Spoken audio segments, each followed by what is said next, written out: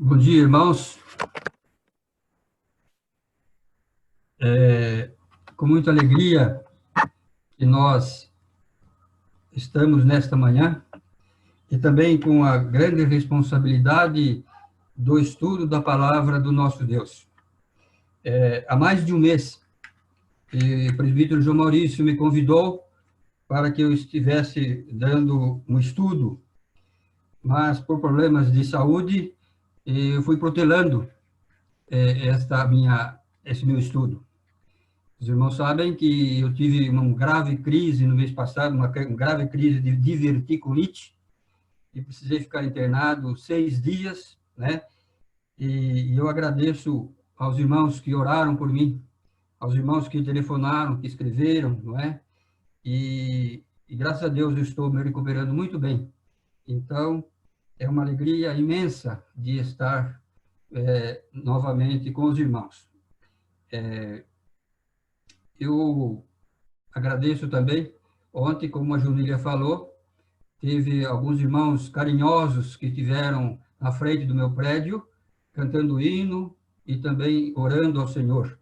Que Deus continue abençoando a vida desses irmãos que se têm colocado à disposição para, né, nos alegrarmos. E eu fiquei muito, e a Celi ficamos muito contentes com a visita surpresa dessa equipe, né? Agradeço, então, mais uma vez. Nós vamos ler na palavra de Deus para o nosso estudo dessa manhã.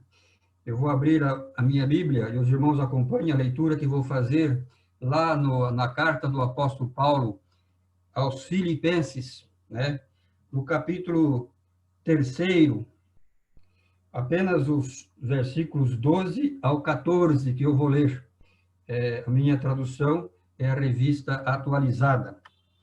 Então, Filipenses, capítulo 3, versículos 12º ao 14º, apenas. Diz assim: não que eu o tenha já recebido, ou eu tenha já obtido a perfeição, mas prossigo para conquistar aquilo para o que também fui conquistado por Cristo Jesus. Irmãos, quanto a mim, não julgo havê-lo alcançado, mas uma coisa faço, esquecendo-me das coisas que para trás ficam e avançando para as que adiante de mim estão, prossigo para o alvo, para o prêmio da soberana vocação de Deus em Cristo Jesus. Irmãos, eu quero falar hoje sobre o tema a caminhada cristã. A caminhada cristã. Quando nós falamos em caminhada, logo vem na nossa mente fazer exercícios, não é verdade?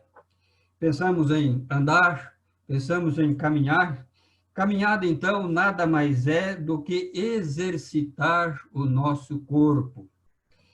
E o exercício físico é fundamental para a nossa saúde.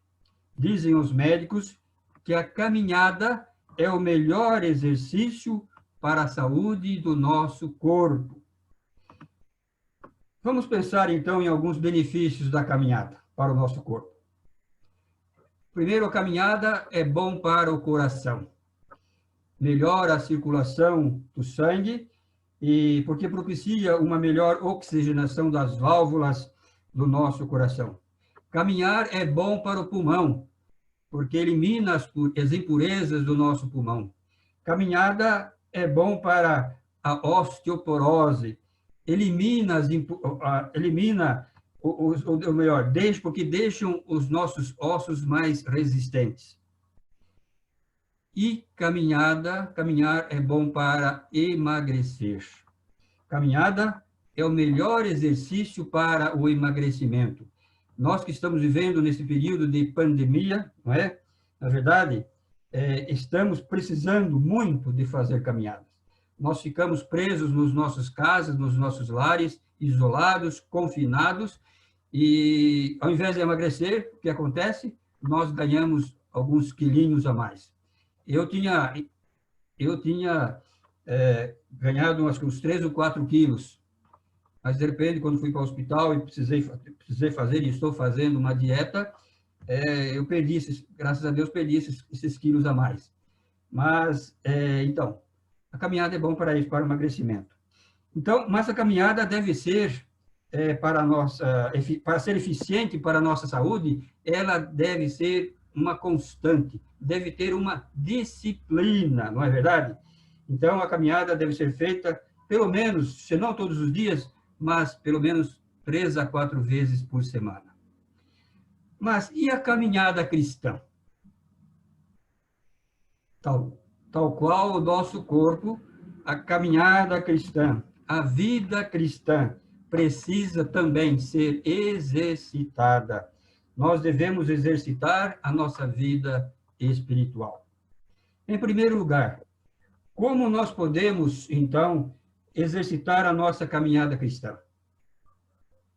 A nossa caminhada cristã deve ser exercitada através da leitura da palavra de Deus.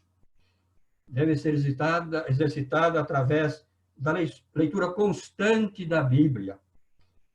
O Salmo 1 diz assim: bem-aventurado o homem que não anda no conselho dos ímpios, não se detém no caminho dos pecadores, nem se assenta na roda dos escarnecedores, mas antes o seu prazer está na lei do Senhor, e nela ele medita de dia e de noite.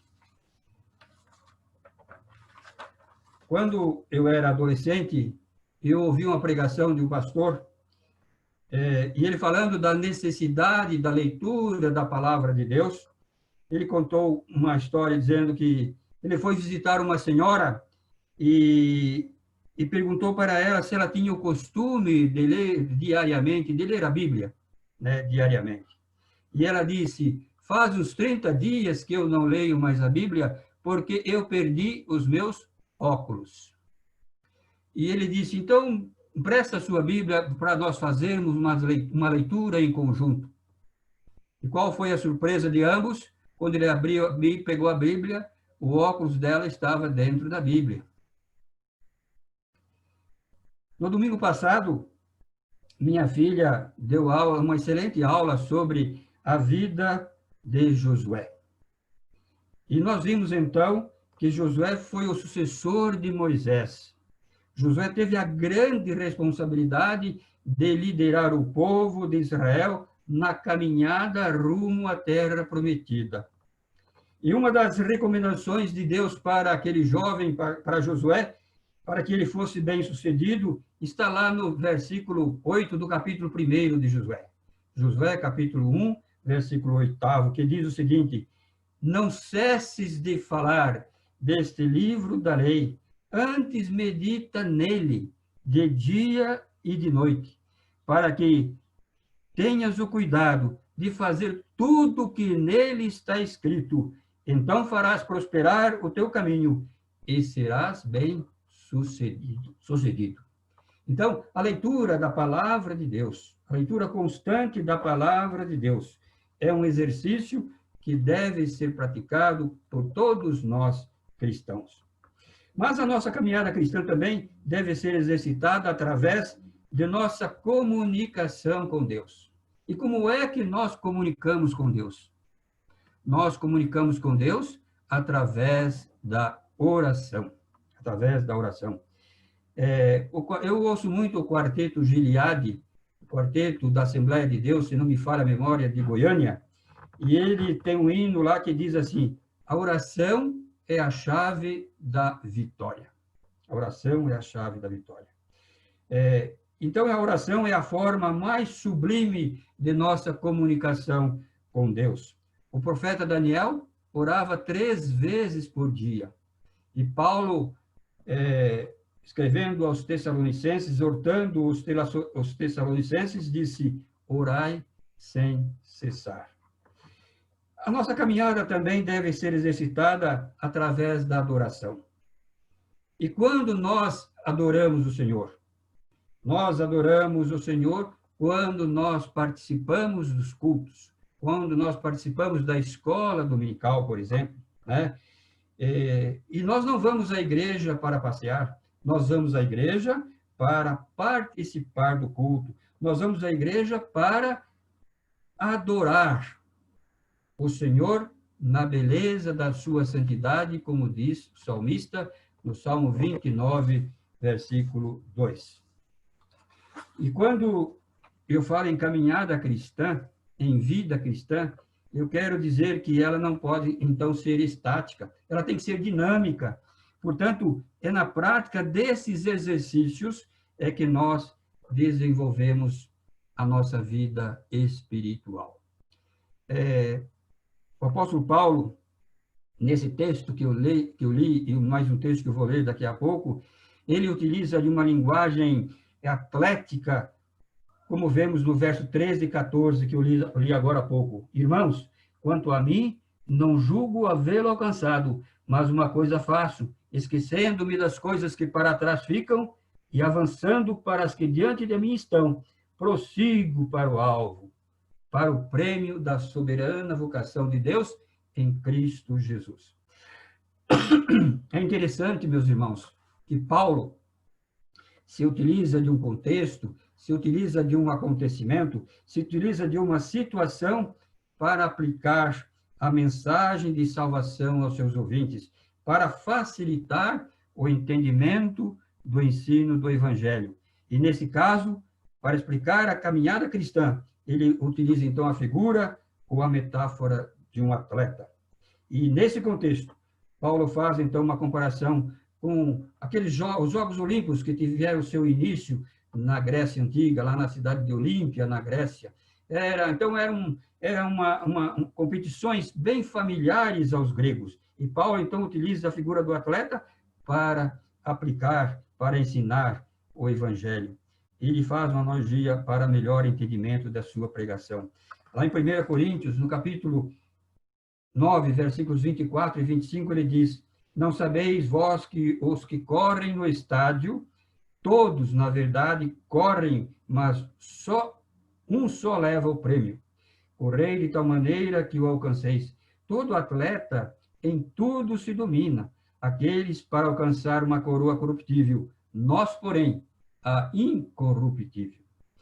E, como disse, então, Paulo se utiliza sempre de um contexto para aplicar o ensino do Evangelho. E eu lembro, então, nesse momento, do discurso de Paulo lá em Atenas, né?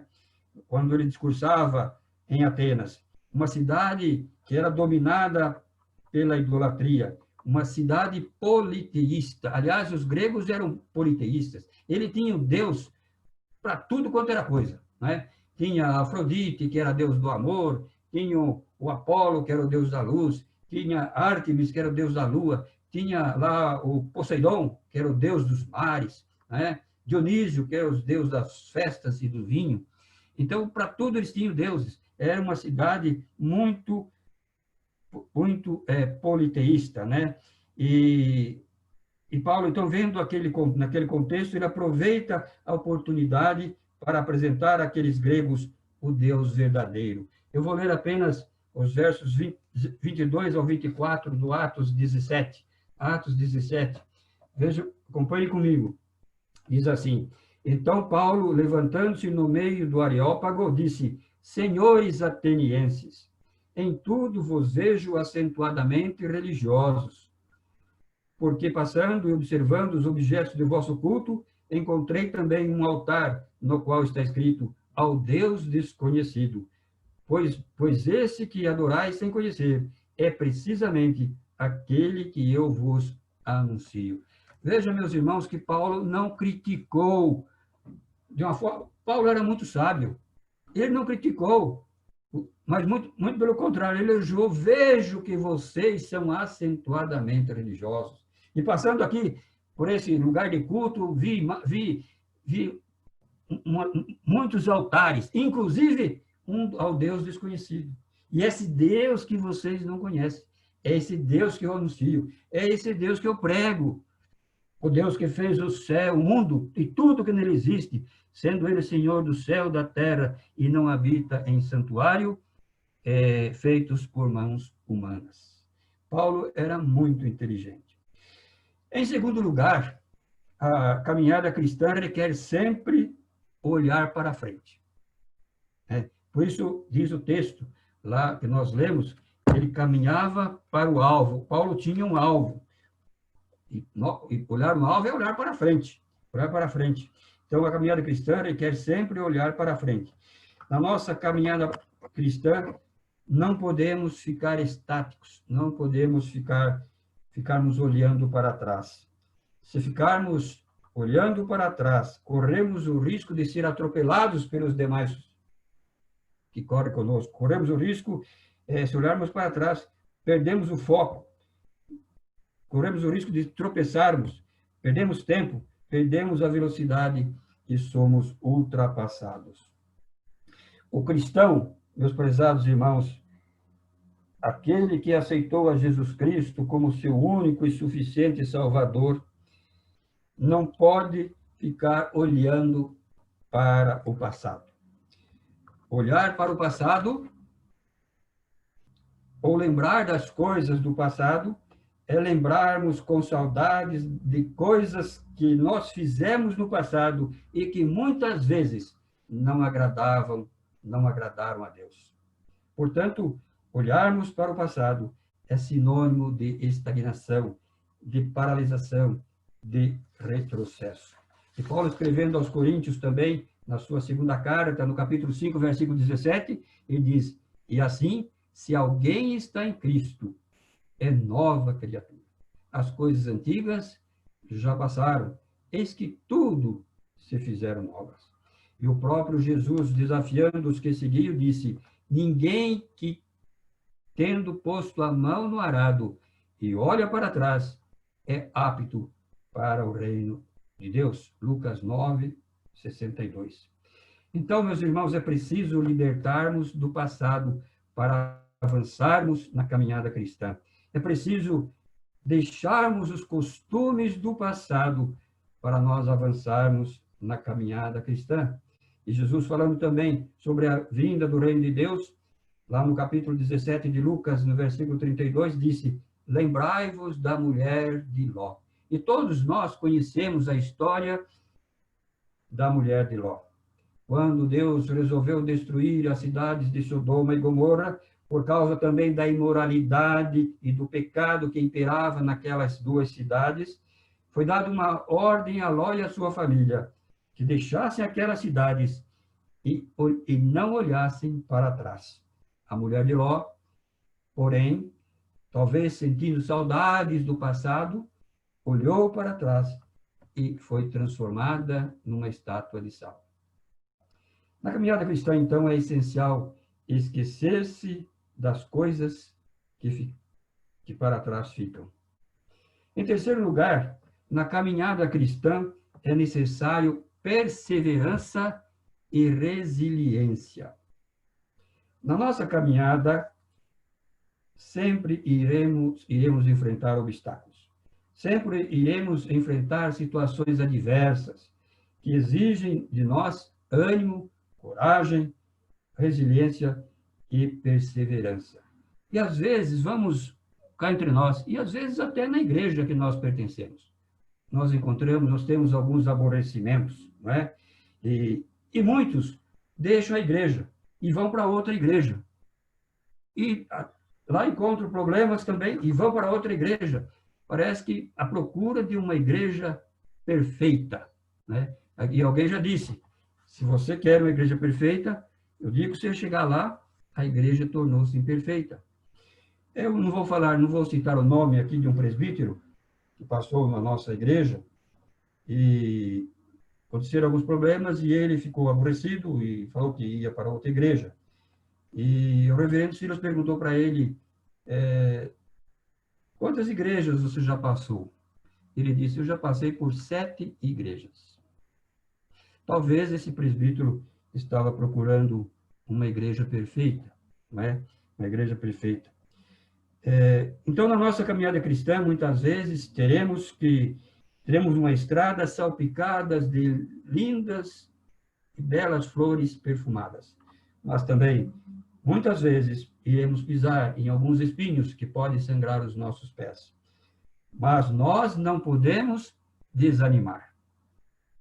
Muitos, diante das dificuldades, desistem logo no início da caminhada. Muitos, diante das dificuldades, desistem no meio da caminhada.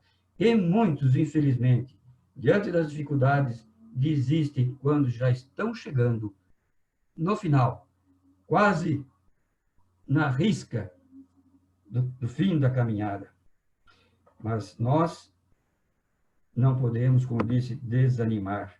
Mas é preciso resistir, perseverar, prosseguir. Jesus disse: aquele que perseverar até o fim, este será salvo. Não adianta nós caminharmos a vida inteira, mas no finalzinho da nossa vida, nós desistimos. O pastor mostrou a pregação, o reverendo mostrou a pregação de Nicodemos, poucos dias. Quantas pessoas, não é?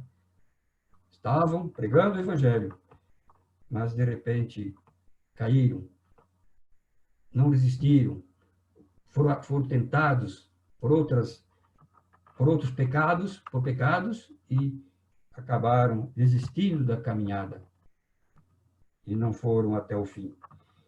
Porque, meus prezados, uma coisa é certa, nós não estamos sozinhos nessa caminhada. Mesmo enfrentando as diversidades, mesmo enfrentando os problemas, mesmo enfrentando ou pisando em alguns espinhos, nós não podemos desistir, né? Nós não estamos sozinhos. Temos uma promessa que diz: eis que estou convosco todos os dias até a consumação dos séculos. Palavras de Jesus. Há uma ilustração, ou até um poema, bastante conhecido, falando que Deus está conosco em todos os momentos. E eu acho que muitos já conheceram, já ouviram esse poema, ou essa ilustração, como queiram, chamada de Pegadas na Areia. E esse autor, ele diz assim: certa noite tive um lindo sonho. Sonhei que estava andando na praia com Deus. E no céu passavam cenas da minha vida. E cada cena percebi que haviam dois pares de caminhada, de pegadas na areia. Dois pares de pegadas na areia. Uma era minha e a outra era do Senhor. Mas olhando para as pegadas na areia, notei que muitas vezes na caminhada da minha vida havia apenas um par de pegadas na areia. Notei também que isto acontecia quando, nos momentos mais difíceis e angustiantes da minha vida. Então perguntei: Senhor, tu dissestes que estaria comigo todos os dias de minha vida. Porém, nos momentos mais tristes, nos momentos de maiores tribulações, havia apenas um par de pegada. E o Senhor respondeu: meu filho, eu te amo e jamais te deixei sozinho nos momentos de provações e sofrimentos. Quando você viu apenas um par de pegada na areia, foi porque nesse momento, exatamente nesse momento, eu estava carregando em meus braços. É interessante, meus prezados irmãos, é muito bonita esse poema, ou essa ilustração. Nós não estamos sozinhos nesses momentos difíceis em que nós estamos passando. Momentos de pandemia, momentos em que nós ficamos presos nos nossos lares, ou que somos hospitalizados e ficamos preocupados com a nossa saúde, com a pandemia, com o vírus. Mas Deus está conosco, nos carregando, nos confortando, nos abençoando. Concluindo e recapitulando, então, nós precisamos exercitarmos nossa caminhada cristã. Primeiro, através da leitura constante das Escrituras Sagradas, que é a regra de fé e prática para as nossas vidas. Segundo, a caminhada cristã exige de nós não olharmos para trás, mas sempre olharmos para frente. Olharmos para quem? Para Jesus, o autor e consumador da nossa fé. Terceiro lugar, a caminhada cristã exige de nós resiliência e perseverança. Que Deus assim, meus irmãos, nos abençoe e que possamos ter a certeza que Jesus estará sempre sendo a sombra direita, acompanhando conosco em todos os momentos da nossa vida, quer na alegria, quer na tristeza, quer na saúde, quer na doença. Então, que Deus assim nos abençoe. Amém.